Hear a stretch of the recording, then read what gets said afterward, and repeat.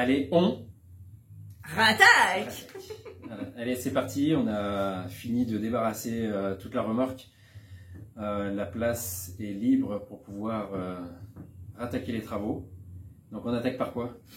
Et ben on va continuer le lambris en fait. On va faire le revêtement des murs sur toutes les cloisons.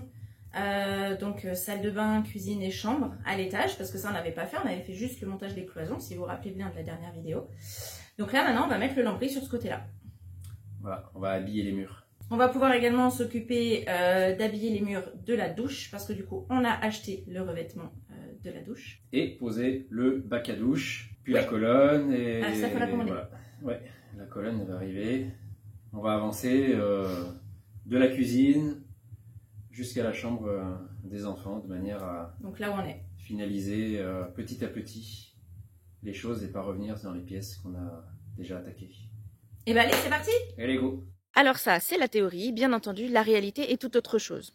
Alors on vous passe les vidéos sur la pose de lambris PVC parce que ça, je pense que vous avez déjà eu votre lot dans les vidéos précédentes. Et on vous montre le revêtement de la douche qui, bien entendu, ne s'est pas passé comme prévu.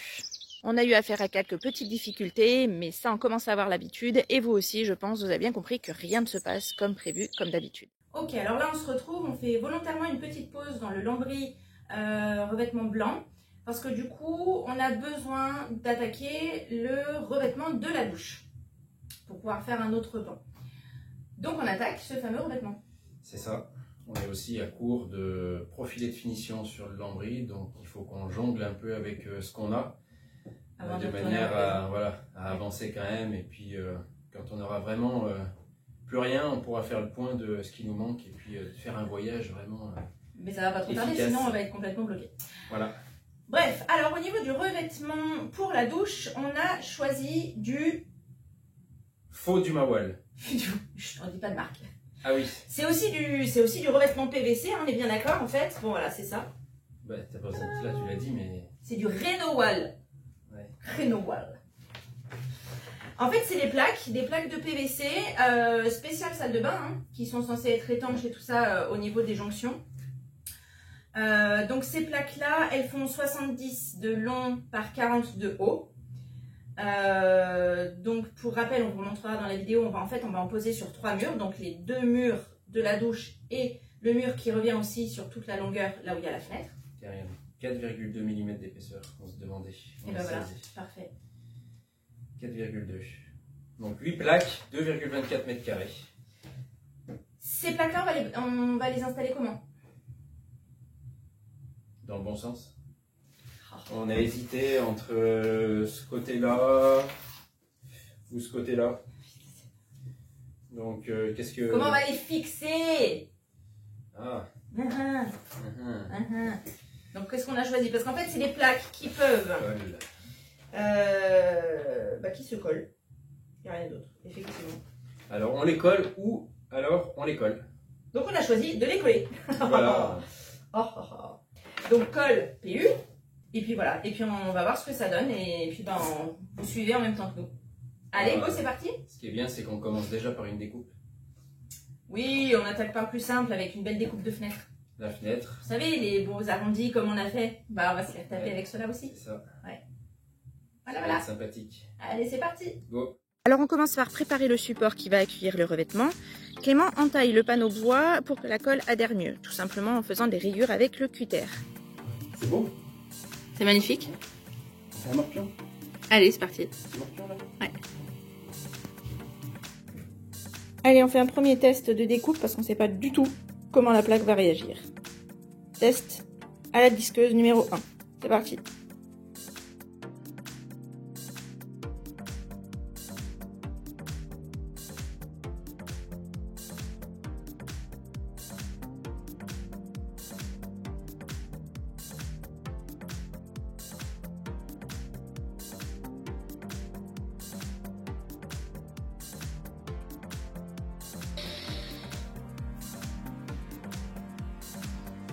Alors? Bon, ça éclate pas, de toute façon. C'est bien. Cool. Ça fait une coupe propre. Après, faut faire les arrondis. Ça c'est moins cool par contre. Clément commence par dégrossir l'arrondi avec la disqueuse et il peaufine avec une lime. Ensuite, on n'a plus qu'à poser la colle et go! Allez, pose la première pierre. Dalle.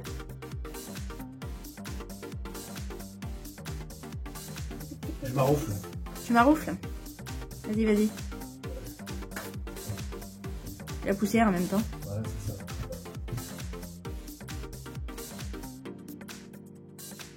Suivante. Bah voilà ce qui se passe quand je laisse Clément tout seul. En fait, lui, il est venu faire les travaux après manger pendant que moi je faisais l'instruction avec les petits. Du coup, là, je le rejoins pour continuer. Voilà ce qui se passe. Il continue sans filmer, sans vous montrer ce qui se passe. Donc, je reprends la vidéo et je vous montre ce qu'il a fait pour avancer. Je me fais engueuler en plus. Je travaille et je me fais engueuler. Ouais, bon, alors si tu vas par là, je t'excuse parce que t'as pas beaucoup avancé non plus.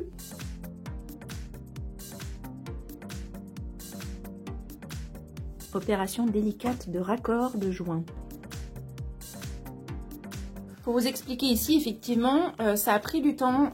En fait, il a passé 4 heures à poser uniquement... Ça va, ouais? T'arrêtes de faire du bruit pendant que je parle? Bientôt. Bon.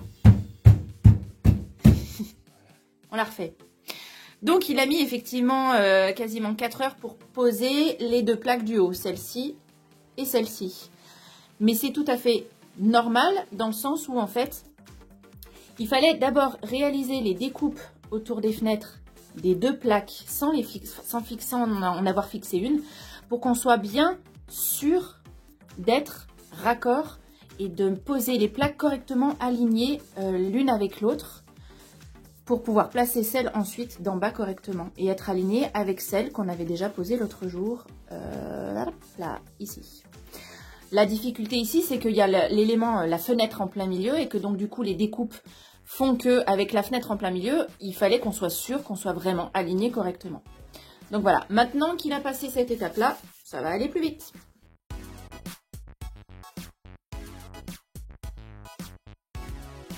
Alors, les joies de la rénovation, les joies du pas neuf, les joies du bidouillage. On se retrouve avec un petit dilemme, je vous montre ça. En fait, Clément continue donc le revêtement pour la douche. Et étant donné qu'il n'y a rien de droit, c'est compliqué de poser un revêtement en suivant les raccords et les plaques, tout en restant droit, tout en étant à peu près correct. Donc là, si Clément aligne la plaque du fond avec celle du côté, on se retrouve avec un méga joint en haut au plafond. Enfin, un super écart, quoi. J'aligne ici. Ouais. Voilà. Donc là, ouais, on a plus d'1 centimètre en fait d'écart qu'on ne devrait pas avoir autant, quoi. Enfin, qu'on ne devrait pas. Oui. Il n'est pas censé avoir autant. Donc le dilemme est, est-ce qu'on arrive à tricher? Est-ce qu'on fait un joint plus important d'étanchéité dans l'angle? Comment on pose les plaques? Sachant que ici, on a déjà un gros décalage, qu'est-ce que ce sera quand ce sera la paroi à côté ici? Compliqué. On va réfléchir à tout ça.